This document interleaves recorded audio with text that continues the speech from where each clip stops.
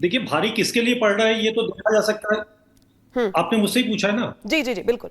जैसे जो कांग्रेस की जो प्रतिक्रिया आई है और पॉइंटेड बिल्कुल योगी आदित्यनाथ के लिए स्पेसिफिक जिस तरीके से वो उन्होंने अटैक किया है पिछले 2 दिनों में, उससे स्पष्ट, बहुत स्पष्ट है कि योगी आदित्यनाथ की एंट्री से बौखलाहट है। ये स्पष्ट है, इसमें कोई बहस की बात नहीं है। दूसरी बात यह कि सुरजेवाला जो ब्राह्मण होने का सर्टिफिकेट देते थे कि जनेऊधारी और ये सब जो जिन्होंने ब्राह्मणों का सर्टिफिकेशन एजेंसी खोल रखी है, वो बता रहे हैं कि चुन चुन के ब्राह्मणों को मारा जा रहा है उत्तर प्रदेश में। बिल्कुल, हाँ। किन ब्राह्मणों को चुन चुन के मारा गया है? ये बिल्कुल वही Rahul Gandhi school of leadership की का तरीका है कि कुछ भी बोल दो और भाग जाओ, कुछ भी बोल दो, कुछ भी कर दो, कुछ भी आपकी कोई अकाउंटेबिलिटी नहीं है। हरियाणा जो है वो वहां की राजनीति में इस तरीके की जातिवाद को इस तरीके से लाना, ये बता रहा है कि कांग्रेस कहीं ना कहीं ये देख रही है कि उसके पिच, उसकी जमीन जो बनाए शुरू में जो एक गुब्बारा फुलाया गया था वो पिचक रहा है। राजनीतिक रूप से कम कांग्रेस की बॉडी लैंग्वेज ये बता रही है। संजीव कौशिक जी, ये जातिवाद का एंगल डाल देना, ब्राह्मण बताना, ब्राह्मणों की राजनीतिक हत्या करके अपना अस्तित्व बचाए रखना, ऐसे बयान देना, लगता है कि कांग्रेस अब जातिवाद के एंगल पे जो डालना चाह रही थी हरियाणा के चुनाव को, योगी आदित्यनाथ की एंट्री के बाद से वो माहौल बदल गया। और चूंकि पहले तो दिख रहा था कि जैसे आम आदमी पार्टी भी है, कांग्रेस भी है, जेजेपी है, बाकी अलग अलग पॉलिटिकल पार्टीज भी, लेकिन अब तो लड़ाई लग रही है जैसे बीजेपी कांग्रेस के बीच है। और योगी की एंट्री के बाद से ये जो लड़ाई भी वो भी बहुत सेचुरेट हो गई है और भारी पड़ रही बीजेपी वहां पे। योगी की एंट्री के बाद की बात कर रही हूं मैं। अनामिका, योगी जी और भारतीय जनता पार्टी के काम करने की जो नीति है और शैली है, जिसके बारे में कहा जा रहा है कि उनकी एंट्री के बाद में हड़कंप मच गया है, 3 दिन, आज से लेकर पिछले 3 दिन की अदालती कार्रवाई का एक खाका आपके सामने रख रहे हैं। आज ही कहा गया है कि किसी भी आरोपी के हो जाने की वजह से आप उसके घर को नहीं तोड़ सकते हैं, वैमनस्यता के भाव से आप इस तरह की कार्रवाई नहीं कर सकते हैं। फैसला आने वाला है, रिजर्व रख लिया गया है।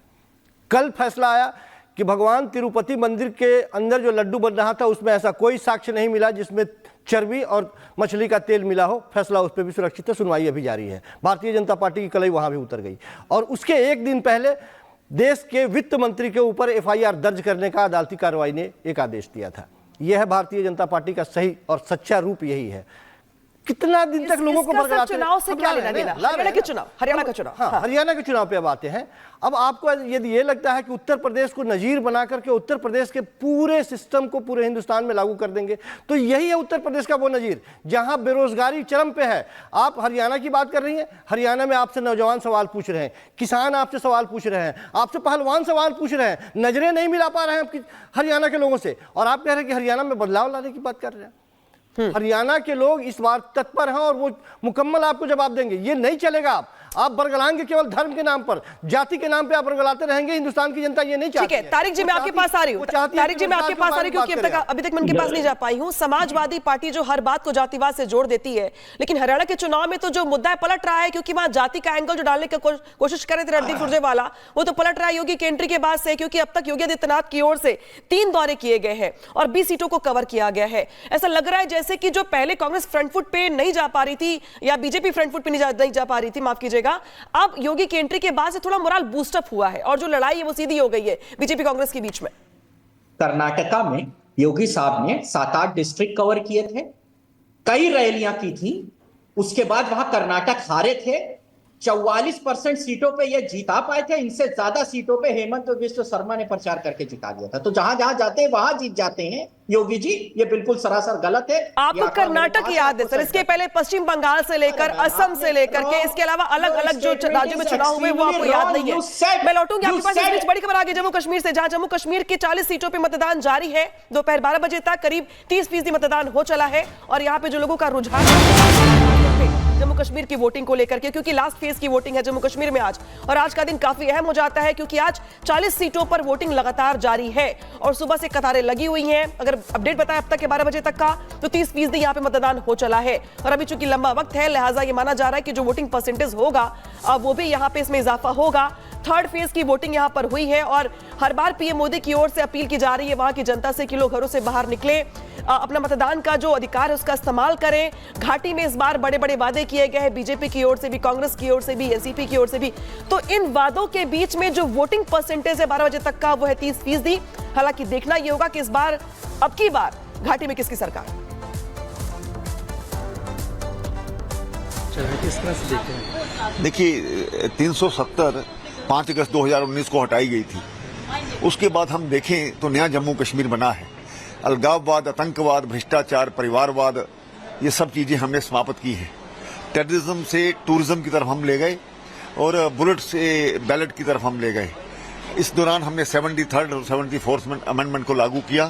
तो अब लोगों के उत्साह होना स्वाभाविक बात है, क्योंकि प्रधानमंत्री जी के द्वारा जो जम्मू कश्मीर में चीजें लाई गई हैं और लोगों में एक विश्वास बना है, तो स्वाभाविक बात है कि लोग भारतीय जनता पार्टी के पक्ष में वोट करेंगे और आने वाले 8 अक्टूबर को सबसे बड़ा दल भारतीय जनता पार्टी ही होगा। आज एक नई जो प्रक्रिया यहाँ पर लागू हुई है, लोगों में एक विश्वास बना है, तो स्वाभाविक बात है कि लोग ये जो लोकतांत्रिक प्रक्रिया को सराह रहे हैं और हमारे हक में वोट कर रहे हैं। मोदी जी के खिलाफ वोट करते हैं या किसके खिलाफ, ये तो 8 अक्टूबर बताएगा।